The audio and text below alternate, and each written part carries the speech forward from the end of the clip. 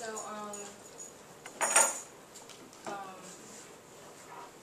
when we were doing the in-class assignment on stereotypes, I thought about hip-hop and music and the stereotypes that was in music, and I thought I knew more about hip-hop than I actually did when I researched it. The general purpose is to inform the class on hip-hop. The specific purpose is we shouldn't rely on the media to do our thinking for us, or we'll be misled unless we open our eyes and see things for ourselves. And we also shouldn't go with the flow of things without understanding what it is that we're doing. The first point was self-awareness and how hip-hop began.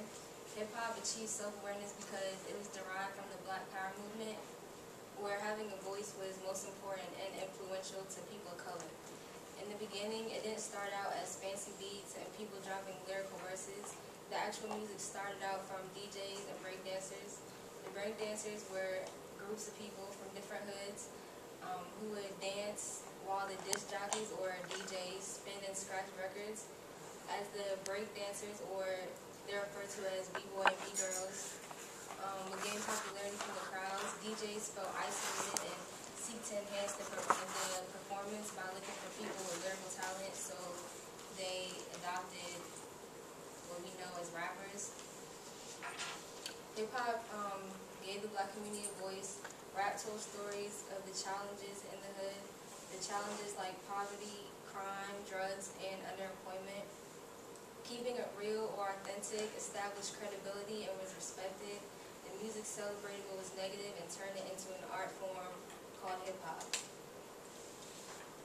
Now, the hip-hop has been taken out of context to serve the white population. Once this new music became popular in the streets of New York, it spread vastly to the West Coast of California. Not only did it spread as far as east to west, but it also became popular among white audience into what is now considered mainstream. A lot of the artists that you named, Rihanna, Jay-Z, a lot of them are mainstream. White author Dan Decatur Emmett, known for writing Dixie, was the key element in the perception of hip-hop. He took jobs performing as African-American impersonators and musicians. A song called The Minstrel Show by artist Little Brother from North Carolina was taken out of context by the public, especially Dan Emmett, and turned into a parody, making fun of blacks and showing them as foolish characters. I looked at the definition of a minstrel, and a minstrel is a member of a band of entertainers with blackened faces who perform songs and music of Black American origin. One of the interesting quotes I got from the book was, Dan Emmett's Virginia minstrels marked a new age of commercial appeal, characterized by buffoonish styles of singing, dancing, and vernacular minstrelsy, depicted black people as infantile, pathological, while underscoring the importance of race to the meaning of democracy in America. In an age that saw the expansion of voting to all white men, the image of black minstrel or coon affirmed the notion that black men were unfit for the responsibilities of democracy.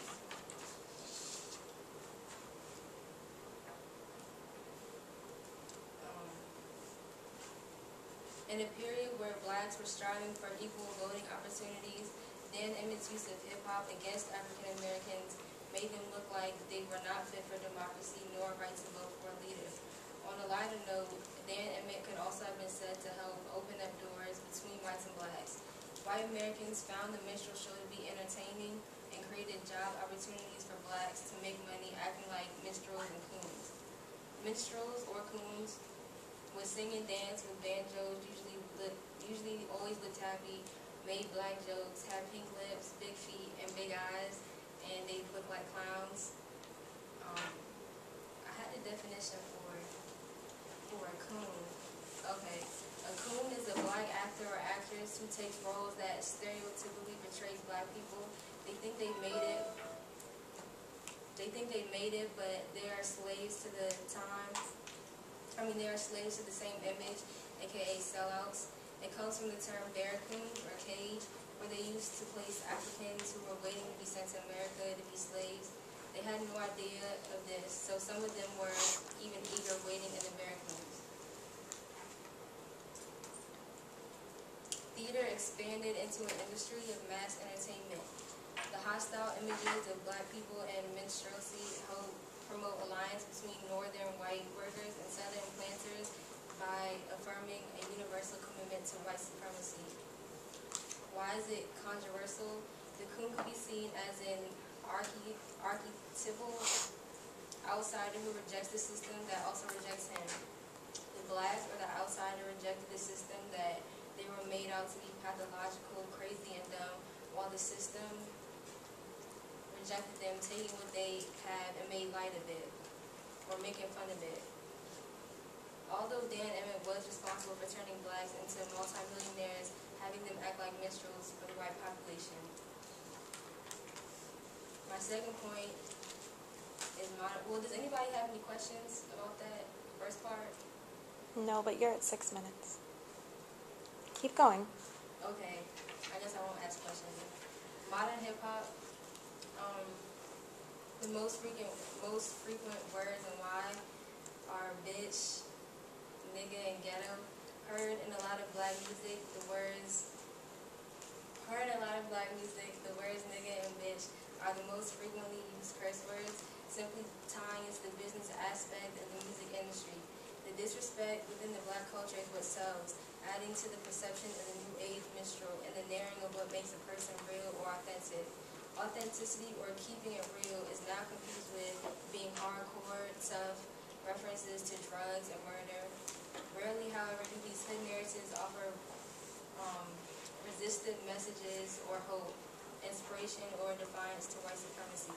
Instead, they celebrate the ways in which a nigga's life can be taken casually. Because we offend each other, brag about killing each other, and hurting each other, when the real conflict isn't even with each other. That was a quote. It serves as a cover-up and excuses to be tough, apologizing for how they really are. The narrowing of black authenticity in hip-hop is in part due to the larger white consumer market, which will not tolerate offenses against whiteness, while simultaneously enjoying the interscene orgy of hostility among black folks.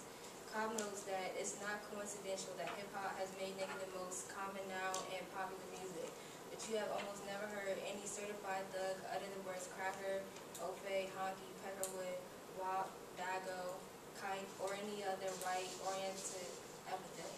The reason for that is simple. Mess ain't having that. And bitch is still loud with the common understanding that the term is referring to black women. The point is this. Debasement of black communities is entirely acceptable, required even, by hip-hop's predominantly black consumer base. This unthinking, uncivilized neo-minstrel has been given widespread promotion in various media. Okay, I'm not gonna...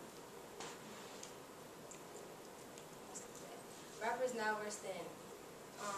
Rick Ross, for example, a popular rapper today, got his name from the Kingpin Freeway, Ricky Ross, who was the most significant drug supplier responsible for supplying thousands of dealers in LA. He had ties and helped with the CIA to import crack into black communities, and he made $1 to $2 million a day from untaxed revenue in his home. Ricky Ross is responsible for deaths, beatings, suffering, shootings, and imprisonment of black and Latinos. Regardless of the destruction he's done, people praise him, credit him, and look at him as a hood hero. Ricky Ross helped the prison industrial complex in the United States, which incarcerates more people than any other nation on earth. I don't think y'all familiar with him. I wasn't. Rapper New York Oil came out with this song called Y'all Should All Get Lynched, attacking 50 Cent and Jim Jones, calling them coon-ass rappers for their eagerness to attack black people, but their willingness to be silent or even reluctant to criticize white racists. This video was banned from YouTube. However, when Kanye West made this comment about George Bush's vacation during Hurricane Katrina, saying George Bush doesn't care about black people, he was made to apologize.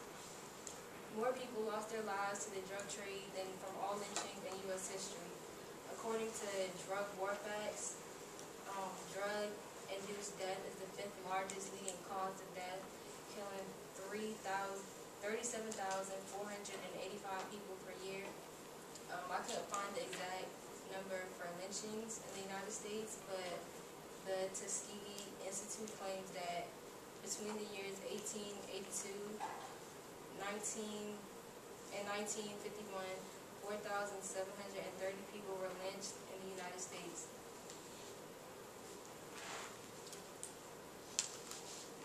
This is real long. Do what you need to do. Huh? Do what you need to do. The game we're in. If they try so hard to destroy it, then there must have been something positive about it. I got that from Queen Earth. Telling by the history of hip-hop and how it was originally an expression of self-awareness during the Black Power movement, hip-hop was a positive art form. It derived from oppression and gave the people a voice that captured many people's attention. Hip-hop was black music. It's becoming harder to tell these days. And this music defined by the culture that inspires it or the white palms that purchased the CDs and signed the checks. That was from Sports Magazine. Now hip-hop artists conform to expectations because it makes money, although lacks originality and creativity. This is definitely considered a domino effect. It's like the industry took away the voice in hip-hop. The industry instead uses what was hip-hop and used it as a way to make fun of black people. Black people bought into the idea of selling themselves for the entertainment and to make money. Because the music is so influential and popular, it engraves in young minds and we follow what we see and what we hear. We hear about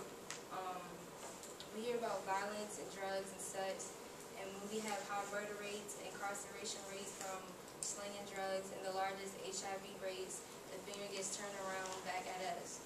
It's almost like blacks got played into playing themselves, and nobody, the youth especially, are too blind or ignorant or one or the other to figure out why these patterns exist. And then I got this from the book I read. It says that what does it mean that the Yin Yang twins have gone platinum while the Roots have barely gone gold? The last point is ending the cooning movement. Groups turned away from cooning, like Lauryn Hill. Since this dramatic turn in hip-hop, popular groups such as the Fugees and Roots have stopped their business in the music industry. In an interview, Lauryn Hill says that she will not conform with the music industry's guidelines and will stick to making music that comes from her soul, what she wants to talk about. Her creative abilities will not be changed by the music business of recording. She says that she'll continue making music that she enjoys, and if the people like it, then that's great, but if they don't, then that's fine too. She makes music for the people and not for the materialistic benefits. And I also got this quote from the book that I read. It says, the group Roots lacks commercial success because they don't conform to dominant expectations of hip-hop. There's an organization called the Cooning Movement.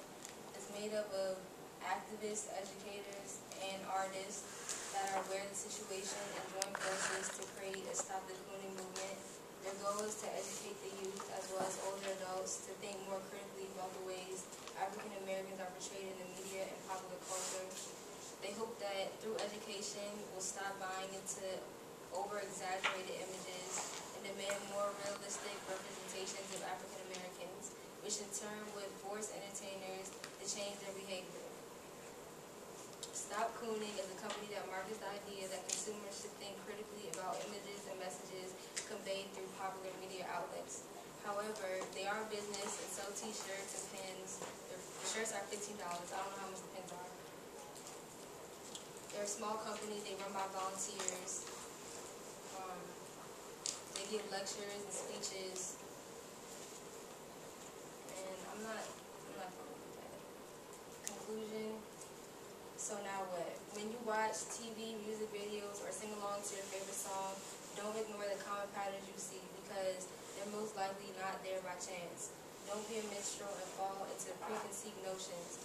Be an individual, an open thinker, and read between the lines, figuring out hidden messages. Not everything can be said straightforward, although there is a reason for everything. And the lesson behind this pertains to us all. I guess my closing is have integrity in yourself and in your work. Don't sell yourself because you're not just affecting the people who follow. Don't sell yourself because you're not just affecting yourself. You're affecting the people who follow in your footsteps. And take pride in what you do because most of all, hold on. That's a run-over. I'm just at my own conclusion. Before you listen, okay, no, seriously, before you listen to music, really think about what it is that you're listening to. A lot of the images that are like in music videos and stuff are not real. I looked up Nicki Minaj and I saw her eating. You can turn it off if you want. Thank you.